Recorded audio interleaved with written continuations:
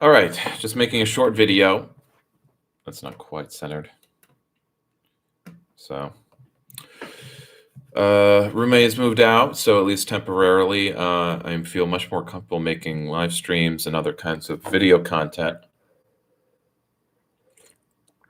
So for tonight, I'm just making a short video, pre-election day video, regarding the ballot initiatives here in New York. This is going to be more of a video version of the kind of text post that my Green Party state and local pages are making.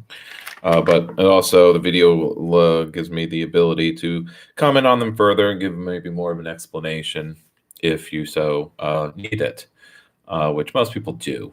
Because I'm educated enough on all of these topics, following the state legislature, the kinds of things that have been needed over the years and not done, or the kind of reforms that have been written in and now need voter approval, because that's kind of how our ballot initiatives go. They're not things written by common citizens or citizen groups, but as much as the legislators need to write a new law and pass it first, and then it gets sent to actually, because it is when you're changing something in the New York Constitution. So what we have here, so I'm going to cover New York ballot initiatives first. Number one is the redistricting one. For the most part, proposal one from the New York State Green Party. So I'm working off of the executive committee and their suggestions. They vote no on number one. Why? For the most part, it does not do enough to change the process that causes gerrymandering. Whether you vote yes or no, it's not changing that. So if it was a reform that was worth voting for, it would be a yes, but it's kind of take it or leave it. What we really need is proportional representation. What we really need is kind of election forms like a ranked choice ballot, and that's not on the ballot this time. It can be in the future, given that we all join and help the campaigns to push this forward. Any kind of change in the law requires agitation for it, asking over and over and over again. Let me go through, if I can, the list of things that are in proposal one, just so you know what you're saying no to. One of the things it does is freeze the number of senators at the current level. It changes change the vote thresholds for adopting plans when one political party controls both chambers. That's both the Senate and the legislature. So I think what it was doing, it's dropping the threshold so that you don't need a supermajority, but you need a 60% instead of a 2/3. Before, it was basically like all the Republicans or the opposing party needs to also approve of the redistricting. Now, the Democrats have a good majority, so they're kind of doing some things that are to their advantage, kind of cementing a Democratic majority. If you're progressive, this is good because it just gives you more wiggle room to elect more progressives and do progressive policies. I'm beyond being progressive, so I'd rather have more wholesale change than just cementing the Democrats that are there. What part two, though, and this is probably worth voting for. This is probably, if I would vote yes, this would be worth it. It counts those that are in prison, those incarcerated. It counts their last place of residence. Part of gerrymandering is counting prisoners where the prison is. So you have rural counties that because of the prison population, they have twice the population that they would normally have. So they get twice the representation. But guess who doesn't actually get to participate in the political process? That's right, prisoners. So counting prisoners based on where they're housed up in upstate counties, North Country counties, they get as much representation as others based on their population. So that hurts redistricting a little bit in that way. It's a chunk of it. Part 3 of it requires the state to count residents, including people who are residents but not citizens, should the federal census fail to do so. So there are a lot of undocumented people. There are a lot of transient people who live in New York, but they're not registered as citizens of New York, but they do live in New York. And we need to make policy based on who's here, not who's counted as being officially a citizen.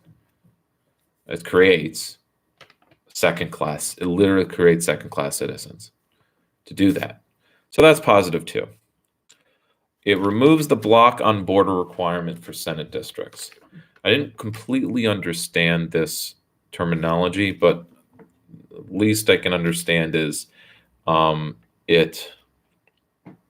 there's basically a rule saying that borders on districts need to coalesce with the borders of counties.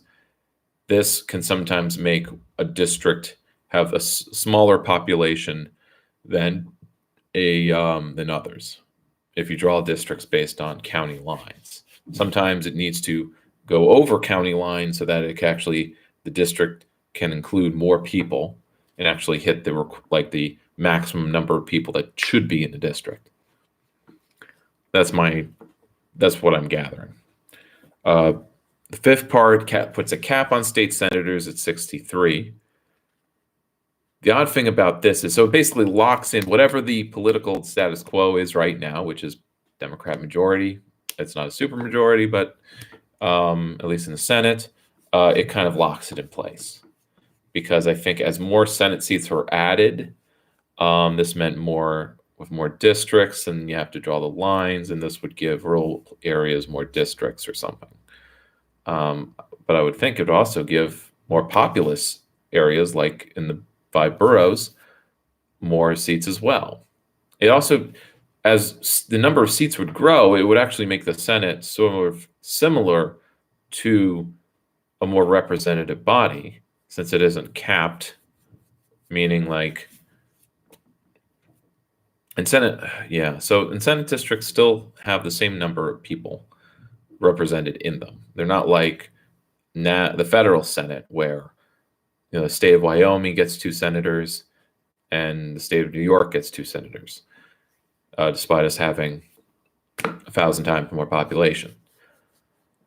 I don't think that's the case with our state Senate, but there's some dynamic like that at work at having a cap of the number of senators.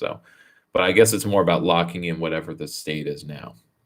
And the last line moves up the timeline for redistricting and repeal of other language that's, not needed. So no vote opposes this constitutional amendment, maintains the existing vote thresholds for, and so on, and keeping existing timeline and number of state senators. So I think there's certain things like the gerrymandering stuff and the prison thing. I think that's happening regardless. Maybe that's what this line mentions is about. So it's likely that's why we're suggesting our executive committee, New York State Greens, suggesting a no vote. The next, I'm going to go backwards. So the next is quite an interesting one. It's the establishment of environmental rights. Currently, we actually don't have environmental rights under the New York State Constitution. We also don't have them in the U.S. Constitution either. Other countries that have written their constitutions since the 1960s have included some form of environmental rights, the right to clean air and water. Others have gone farther and given rights to the earth itself, not to be completely like strip mined. Because as it is now, the only way we have environmental rights is through the Clean Air Act and other types of environmental regulations through the DEC, Department of Environmental Conservation. If you have an environmental problem, like somebody's dumping toxic waste or putting out an exorbitant amount of air pollution around you, the only way to get them to stop or to actually get them regulated so that they have to follow, you have to prove, it's on you to prove that they are polluting too much. And I think, and have to take them to court. Maybe you have to convince the DEC to sue on your behalf, since they have authority, but you as a citizen or a community don't. So environmental rights in the Constitution means it gives you standing. It gives you an argument for suing polluters. So that's really good. Totally yes. Number 3, establishes same-day voting. Currently, and I think this was a reform just from last or two years ago, when the Democrats took a full majority. Voting registration used to be like a whole month or two before Election Day. It was reduced to 10 days. You could register to vote 10 days before Election Day. Now that's been shortened again to same-day registration. So that's pretty good. It's not a full election reform kind of thing, but it is an improvement. It just authorizes same-day voter registration. You can register with the form, and then you can vote at the same time. This is something other states have. It doesn't, cause an explosion of voter empowerment, but it's just one little tiny hurdle that would prevent thousands of people from voting. The other is, it basically, number 4 removes, this is ballot measure 4, it basically removes absentee voting, or the language is, it authorizes a law for no excuse absentee voting. Currently, in order to get an absentee ballot, to vote by mail, you needed to submit an excuse. You had to fill out a form saying why you couldn't vote in person. This is dumb. And especially now, this is an after the fact thing, after we've had a year of mail-in voting with no problems. And then basically the point is everyone had an excuse for why they couldn't vote in person. Pandemic. So it becomes clear that, at least in a practical sense even, people should not have to provide an excuse to vote by mail. Signature is all that's needed. So just allow people to vote by mail. It's become standard now. And now this kind of just makes it so that you do not have to file an excuse to vote by mail. And even with this excuse, which is like the argument for it, is to prevent some kind of abuse. It's like, because it's like cheating, or it's some kind of way of, well, this is what would happen. Okay. You would have candidates, slimy candidates, that would go door to door, mostly the old people. They would have them fill out the form as an absentee voter. They would write in that they would be on vacation. And so then they would have the people, as they go door to door, fill out their ballot, their absentee ballot, or they come back once they get it and have them fill it out in front of them, or they'd fill it out for them, that kind of bullshit.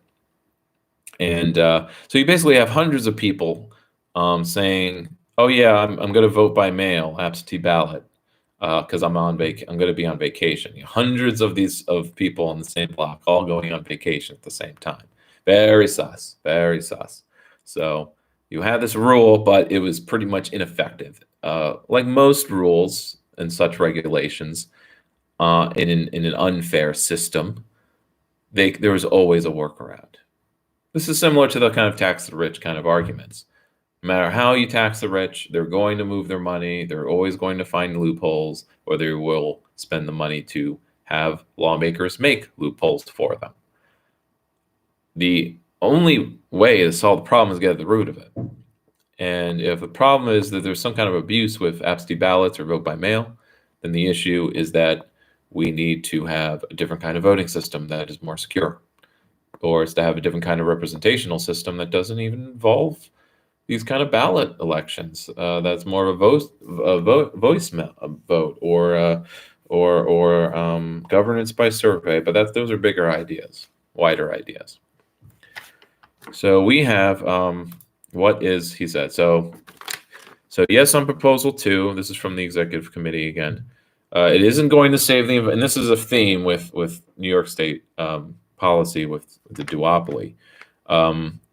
It is not going to save the environment just by adding environmental protections, right to clean air and clean water to the New York State Constitution. What we need is an eco-socialist Green New Deal. But it does allow people to sue. That's Proposal 3. Yes, we agree with same-day registration voting, voter registration. New York State should, however, move to automatic voter registration, and then the burden should be on the state to keep a person registered. So that's what we really need to actually have more voter enfranchisement. Voter Proposal 4, yes, we agree with no excuse absentee voting, though mail-in ballots for every election should be standard. So, as it is in the future going forward, mail-in ballots are not standard. That was only a one-year pandemic special thing. We're going back to having to request absentee ballots, but it is lowering the bar on that you just request the ballot and you can vote by mail, but you have to ask first. And that's the parentalism of it. You have to ask for any kind of right or something that should be a right. Please, sir, may I have clean air and water? May I be able to vote by mail? Because I encounter too many people who are homebound, and the ballot should go to the mailbox. Proposal 5 is more direct to New York City, which it increases the New York City Civil Court's jurisdiction to cases that involve more than $25,000 and limit, and goes up to $50,000. So I think 25,000 was the limit. It's doubling the amount of the size of the civil cases they can do. Why did this is the kind of reform that's just so necessary because of I don't know when the last time it was raised, but from whether it's inflation and other type of factors, this is just something that needed to happen, and it will unclog the courts a little bit. What was written by the executive committee was that yes, Proposal 5 brings the civil claim threshold up to where it should be due to inflation, and it helps relieve stress on the courts. So yes on that. So it's yes kind of all the way, with the caveat that we need more substantial fundamental reforms. But as far as the executive committee for the New York State Green Party, it's a no because it's just not doing enough. And maybe rejecting it will mean that it creates more room for progressives and other Dems that can do a bit more to go to fight for even more an actual fair redistricting process. Kind of monkey wrenches it maybe. I'm not sure the exact thinking behind it. So on to the ballot measures here in Albany, New York. You can tune out, but there are some issues of import relating to your hometown if you are not an Albany resident. Proposal 1, I brought it up, is in New York County. So number 6 in Albany, this is after you vote for the 5 from New York State ones. It requires common council candidates to be electors and residents in the ward. Elector means that they're a voting resident. Registered to vote, I guess. Residents in the ward they are seeking to represent for at least a year. That's 365 days, calendar year, before taking office and their entire term if elected. I think the current rule is you have to be a resident when you are filling out the paperwork to run, which used to be as late as June. And now it's with the primaries moved further into the winter or earlier in the year. Oh wait, no. I'm getting it backwards. The primaries would be the primaries in New York used to be in September. And so registration for those elections, petitioning, would happen in June. So in the last 3 years, it's been moved. The primaries are in June now. And so then the petitioning for the June primary, as well as the general election, is happening in the early spring, March and April. So it used to be people could move into a ward, a district, a town, pretty much like the summer that they were running for office. And this would happen more often than you would think, because you would have a lot of people, because that's the thing, that's the problem with professionalizing um, public office, is you have it's like searching for a job, that you become qualified through various things, actions, degrees, internships, qualified to run for local office, to be a local office holder, run for mayor, whatever. And so then you as a young professional, you then look for the right job for you. You look for a district that you could win in, or a district that is going to have an open seat, so there's no incumbent, so you're more likely to win. And that's something that people would do constantly. Changing their address, sometimes moving in a month after the deadline. So there would be these court cases that would, are they allowed on the ballot because they just moved into some people were really cutting it close because they just didn't give a shit. Or it didn't matter because they just considered that, well, it's such a dumb rule. Who follows it anyway? There's a bit of privilege there. There's a bit of knowing how broken things are, that like, oh, is this rule isn't really enforced. Sometimes it is. It is if you're, a small guy. It isn't if you're an entrenched Democratic Party committeeman or something, and you have the right friends. The friends in the Board of Elections. They won't disqualify you. You just, by moving into the ward. And it's just funny that that they just do that, and everyone's cool with it because, hey, if you're a party operative, a party person, you just have the resources to run a good door knocking campaign, and that's kind of all it takes. When you're a Democrat, it's a Democratic town, you only need 300, 500 solid votes. So it's a problem that's kind of hard to solve, but at least trying to solve it is at least putting an actual full year, which extends that, before taking office. So you have to move into the ward. And sometimes it would be someone who lives in Albany, right? But they're just changing neighborhoods. And that's something that you can do if you have, I guess, the income due. For me, it's like, well, I don't know if I could afford X neighborhood or place there. It has to be the right place for me. I'm not thinking just in terms of like running for office. I'm thinking of community building and where I feel my home is. My home is right here on the street. It always has been. And I can't imagine hard. Just like, oh yeah, I should just move a few blocks over. So I'm out of the majority district where someone with light skin is not going to win. But I should move a few blocks over so then I could have a chance because it's the more progressive neighborhood.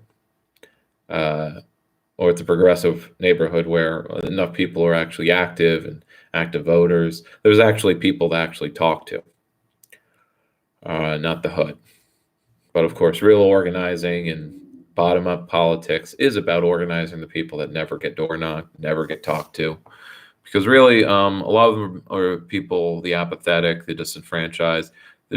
As I encounter some people like this, I get a sense that they just haven't made up their minds because they don't get enough information. They don't get enough conversation and enough points of view. Like they're waiting to get more information to make up their mind on like where they stand on things and who they would support in an election. Because without that, they sit on their hands and they just stay home. They actually follow the dictum that if you don't vote uninformed, you'll just hurt yourself. But at the same time, they have opinions about people who should be voted out, but they'll still stay home. Check that. Okay, still no one watching, but I'm about to hit half an hour. So that's good. So I'm going to vote for that. Because it's just a tiny little rule change, and it's fine. Number 2, which is number 7 on the ballot, much more important, It gives the police review board investigations authority and the oversight over complaints against the police. Currently, if you complain against the police review it and they say there's no problem here. Or if you bring it to the DA's office, the DA investigates, and for the last few times the police have killed or maimed somebody, the DA says they were just doing their jobs. There's no case here. No crime. No crime was committed. And this is what happened with Dante Ivy, and this is what has happened with the tear gas. The police were just doing their duties, dispensing justice, quote unquote, and there's nothing to act on here. And the other side of it is we could demand that the mayor fire the cops. Okay, the DA won't charge them, but at least fire them. Get them out of the force. And she would say, I don't have the authority to fire anybody. I believe this proposal gives them the ability to investigate and make those decisions. It actually gives them oversight power over the police, citizen review board. I went to a meeting or two of theirs. It's usually good people, good, liberals and progressives who wanted to hold the police accountable. And it was a big struggle just to get this board created 20 years ago, but it was made without teeth. It was a compromise that the board could be made so long as they didn't have any power to actually do anything to cops, that they could just submit recommendations that the police would then ignore. Or they would address a little bit, what they're comfortable with. It's got to be tit for tat. It's got to be compromise. Got to compromise with people. Even as they got their boot on your neck, to exaggerate a little, but there's enough anecdotes around town and the way even if people aren't being abused and whatever, by the half of the police that haven't gotten the de-escalation training and whatever, things that actually make them better keepers of the peace, a lot of others feel neglected. I just visited a woman who lives on First Street, right off of Clinton. And this is one of the shooting gallery places. These are the areas where the shootings happen. And she feels, and though she's a homebound, so she's not exactly on the street every day, her feeling is that there just aren't enough patrols. I mean, there's more activity, police watching and patrols, even on foot, the week after a shooting occurs, but then it drops off again. They don't maintain, which I don't know. Part of me would want them to just be active when there's a situation, when things are hot, and then once things cool down, don't need to patrol. Don't need to treat the hood like it's a prison that needs patrolling. And then it's an occupying force. And so them backing off is part of the pressure that's on them from the movement. So you have people who live on those blocks that just have a completely different way of kind of thinking about these things. But they're also haven't really been victims of crime either. But they're also working class people. But they're holdovers from decades ago. They're white. Yeah, but they're obviously not bigoted or whatever. Otherwise, they would have moved somewhere else a long time ago. But they have mixed feelings about it. They're both mad at the cops for not patrolling enough, but they're also they know that poverty is a problem too. It's the problem, and that's the Green Party position. That the only way to really fight crime is to get rid of poverty. And that requires an entire economic rethink. So that's my idea. I'm gonna post this on my local Green Party pages. So I'm gonna keep my own views about the political situation with the mayor's race. Except I will comment that what I've seen in my last minute here is that there's a lot of people that don't like Mayor Sheehan, neoliberal Democrat. Progressives on some things and reactionary on others. Mostly depends on who's putting pressure on her. So she's very, what do you call or she's a reed in the wind. She's very flexible. She goes one way, she goes that way. She doesn't bend. She bends and doesn't break, and that's why she's going to be mayor for as long as she wants to be, because she's so flexible. She can go one way or the other on many things. Some complaints I hear people complain about what's wrong with her. It seems to change every time, or it's different for every person, and that's kind of what I've noticed. Is that even if there are themes to the complaints about her, there are blocks that are either opposed or just completely different. So you have, say, a block of people that I could be put in, who's like she backs the police on tear gas use. Well, that alone, or she backs other types of aggressive causes, or just she's a corporate dem, and her plans or her strategy for rebuilding and revitalizing Albany is to just get more private investment, more speculation on rental properties, and there are new urbanists who laud anything that's built, because hey, it's new stuff that's built. Any kind of There's no bad investment as long as there is investment. There are people who don't like Sheehan just because she's not personable. Oh, Jennings, at least Jennings talked to people. At least Jennings didn't blow people off.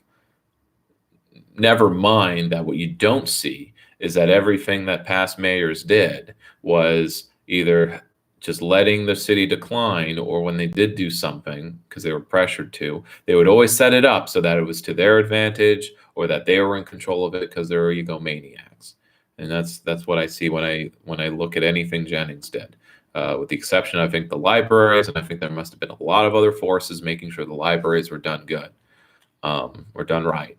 Or it was when, after his mayorship was over, that the libraries actually got the support and the improvements that they really needed. Or, I mean, it was during the aughts that the library renovations and the building of new libraries. So now we have a really great library system, but then the parks were then neglected, and now the parks need renovations. And sometimes they get them, and sometimes they don't. It's all based on whatever state grants available. And in that case, Mayor Sheehan just kind of feels like the director of a nonprofit, when instead of the mayor of a very important city. She kind of gives off the energy of like the director of the local Habitat for Humanity, which I did meet once. His wife was the executive at DreamWorks, and he used to be a VP at American Express, so he was from that sector. And so he also corporate people, but in their retirement, or they've made enough money, they do not need to make any more money. They've escaped capitalism, so they can do whatever they want. And that's the case with our mayor, which I kind of appreciate. She doesn't have to chase more money. She's not part of the old. I mean, that's what makes her different from she's a break from the political machine, which is a kleptocracy.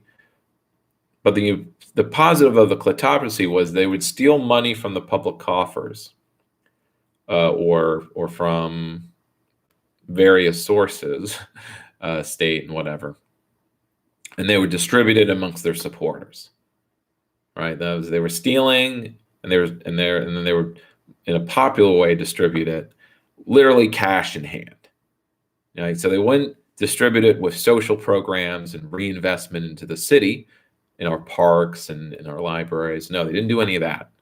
But they would put it in people's hands, and of course, what they would do with it? They would take the money that they would accumulate, and they would move out of Albany. And at least that's my observation after reading some more of Albany history and what I know about local politics.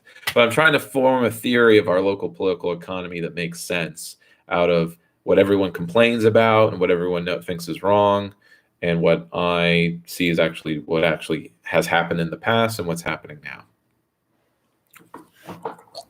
So I may work at writing some essays, but I feel like there's so much more research. There's so much more research that needs to be done, because our history books just are scant. So, and everyone has some of their own opinion and their own kind of a agenda. That's if I take enough of it, I can cram it together. So there's been no challenge to Mayor Sheehan, at least none that can conglomerate enough of the people who don't like her. Because what I found is, and this is the other important point, is that unlike, say, presidential politics, where people definitely vote against somebody or another, when it's not local politics, it's all when it's partisan and duopoly, merit, Democrat, Republican, people will gladly vote against one candidate purely just purely against the candidate. I'm voting for the Democrat because I hate the Republican. I'm voting for the Republican because I hate the Democrat. I don't have to like the Republican. I think they're slimy corporate too. But I did the Dem is, a social justice warrior. And then on the other side, it's like I'm voting for the Democrat because the Republican is a neo-fascist. Never mind, both are serving corporate power. But we don't have that here in local politics. People want to vote for someone they know and trust. It has to be personal, and that's really interesting. So in the case of our local mayor race, there's really no one who's personable and so on who has a following of some type or has a coalition. That's what's missing. You need a coalition. Sheehan has a coalition. I think work needs to be done to identify what that coalition is. And I think you look maybe at her donors and their income brackets. It can't just be by geography because I mean, as long as you're a Democrat, I guess in the primary you can look at like who doesn't vote for her, but that's not really telling of anything. It's not good. It's not clear data, and I don't think her donor list is either. But there are definitely like influencers as well as blocks of people who count. It's either that or it's all individualized and it's all just you're convincing X amount of people that she's good for the city versus those who don't think she's good for the city. But you ask them what would be good for the city, and it's a gobbledygook answer usually. But usually, I mean, they want just improvements around them in some way. The improvements might come in the form of more police patrols, more police activity, might come in the form of actually changing the lights on the basketball courts and public investment and so on. So there's all these blocks who don't like Sheehan, but they can't unite on anything because they're actually all different types of people. Churchgoers or those that are, punks like me, young millennials or whatever. But there's enough people who believe in the project that she represents as a transition away from the machine politics of yore. And then it's kind of a question of what's next. What would be the improvement? And I think that's the question that all Americans are facing. What comes after neoliberalism? Our local politics is caught up to the rest of the country, more or less, on the neoliberal agenda, the privatizing, the financializing of things, the speculation of land and making value that way. But what's next? What do you replace neoliberalism with? And that's where the divergence of new politics that's been forming the last cycle or two of I'm not going to call it populist right, but basically a nationalist right-wing movement and a socialist left-wing movement. And we currently don't have established forces in those areas. That's what would come next, one or the other, or something that's takes the form of these two things. But we only have peaks of it. Like jaunts of it, me being the lefty, which, even as a third party candidate, we just don't never had a socialist run in Albany. And I hope next cycle, it's not just hope, it is the plan that either me or somebody who's even more charismatic than me will have some kind of coalition of groups that are willing to not to side with a non-Democrat, to know that the Democrats are not the future of politics, that it must be beyond that. And if that requires ranked choice voting first, so that people can actually give some time to a non-duopoly party, even if in Albany the Greens would be a second party.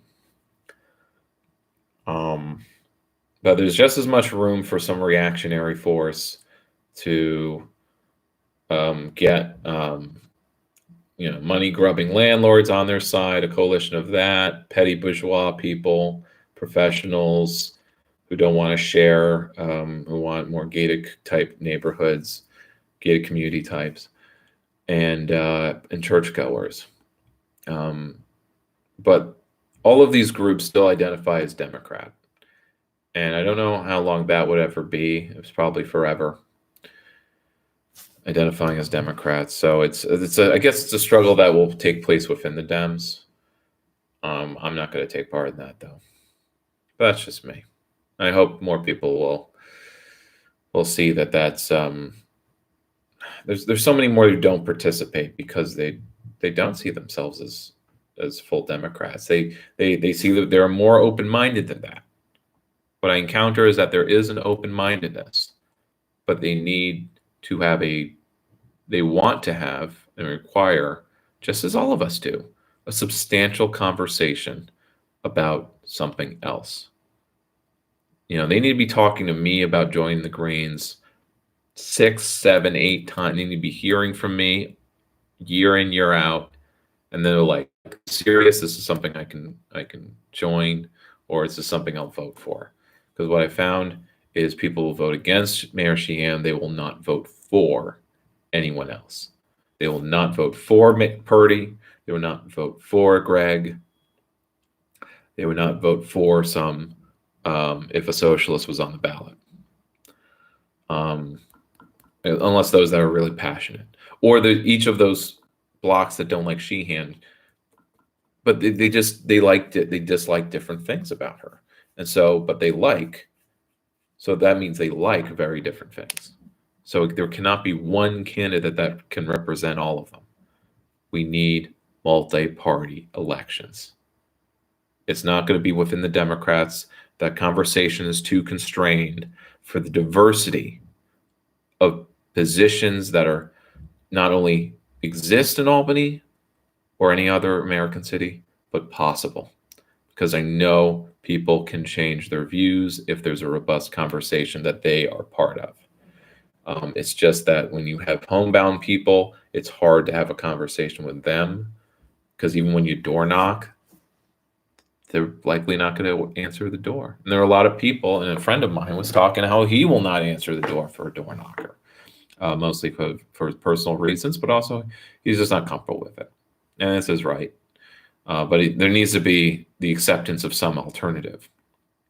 His alternative was like making one-on-one appointments, like getting your shot, I guess. And that way, but that's where having a political fair where all the candidates line up and everyone kind of comes and they make appointments or whatever to meet their candidate. Because candidates do meet the candidates events, but only 10, 20 people show up. And that's not an electorate, and that's not an educated populace. Okay, I'm going to cut myself off because there's more to do tonight, and I work tomorrow. But I hope to do more of these kind of streams, not just talking about random election day stuff, but actually, if not tomorrow night, Tuesday night, which is election night, I will do a full live stream of the 3 Left Show. That's getting into other things. So I'm making this for my local Green Party, as well as my local Green Party page that I've created, which is still just mine. It's called the Green Party Shadow Government. I hope to change the actual name, or maybe I'll just delete it, make a new page for Albany Greens, because we just have not had that. Because I want to build an actual Albany Greens. As an Albany U Greens, Albany Greens, Albany lefties, or just anyone who's left-wing and is okay with acting electorally. That's the standard that I have. Okay. Good night, everybody.